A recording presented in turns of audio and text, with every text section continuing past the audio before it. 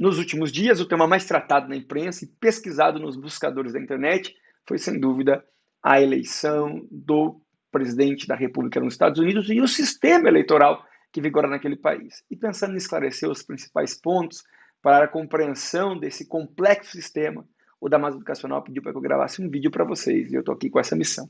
Nós temos três aspectos principais para considerar na compreensão do sistema eleitoral dos Estados Unidos e, eventualmente, compará-los com o nosso sistema eleitoral no Brasil. Primeiro é que o voto lá, como regra geral, é facultativo.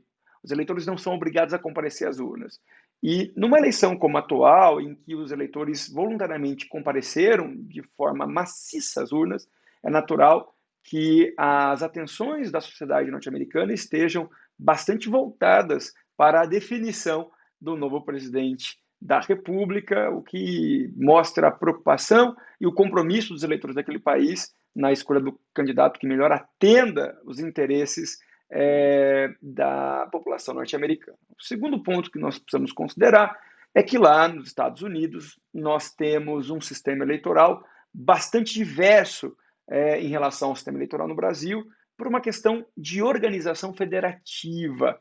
A Federação Norte-Americana ela foi criada historicamente de uma forma muito diferente da Federação Brasileira.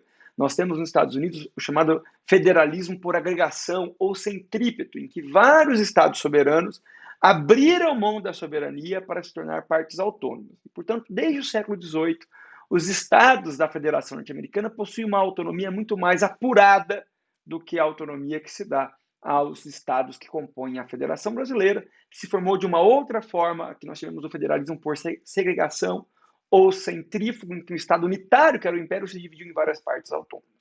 Essa é a razão que justifica porque cada estado naquele país possui regras próprias de eleição, regras próprias para o depósito dos votos. Alguns estados admitem votação por correio, outros não admitem. Alguns estados começam a contar os votos por correio antes da finalização das eleições presidenciais, como é o caso do estado da Flórida. Outros não admitem, como é o caso dos estados da Pensilvânia, que só permite a contagem dos votos que chegaram por correio quando se encerra as eleições presidenciais. Isso mostra o porquê cada estado lá tem um ritmo próprio para apurar o resultado e, mais do que isso, cada estado lá tem regras próprias para aferir a vontade dos eleitores.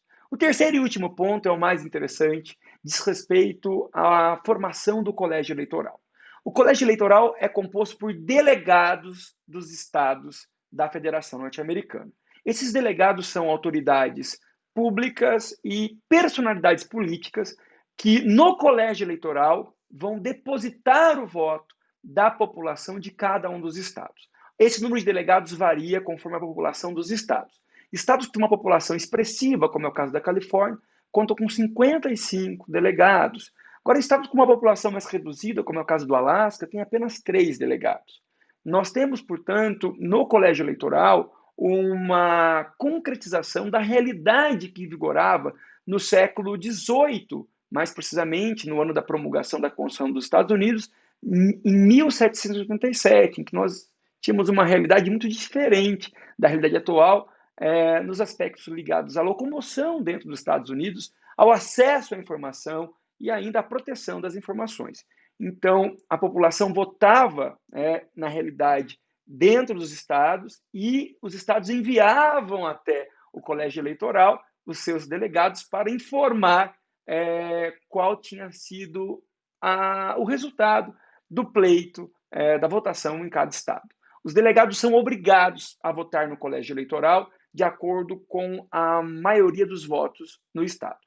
Nesse mesmo exemplo que eu usei, como na Califórnia nós temos 55 delegados, se a população da Califórnia votar no candidato do Partido Democrata, os 55 delegados da Califórnia são obrigados a depositar no colégio eleitoral o seu voto no candidato do Partido Democrata. E no mesmo exemplo, se a população do Alasca votar, em sua maioria, no candidato republicano, os 3 delegados do Alasca são obrigados a depositar no colégio eleitoral os seus 3 votos no candidato do Partido Republicano.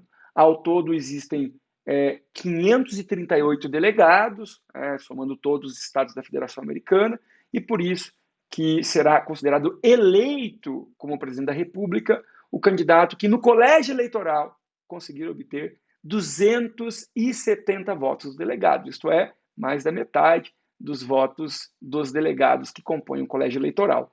Fica claro, portanto, que nós temos duas etapas de votação nos Estados Unidos. A primeira etapa é a votação dos eleitores em cada estado, e a segunda etapa seria uma espécie de votação indireta, em que os delegados representando esses eleitores comparecem ao colégio eleitoral e retratam qual foi o voto que venceu no estado e depositam no candidato junto ao colégio eleitoral. Bastante diferente do sistema brasileiro, em que as eleições são regidas por uma lei criada apenas pela União, em que todos os entes federados, todos os estados e o DF adotam o mesmo sistema eleitoral, e, além disso, toda a votação ocorre de modo direto, não existem representantes dos eleitores brasileiros que irão, num segundo momento, definir, ainda que de modo alinhado à vontade dos eleitores, quem foi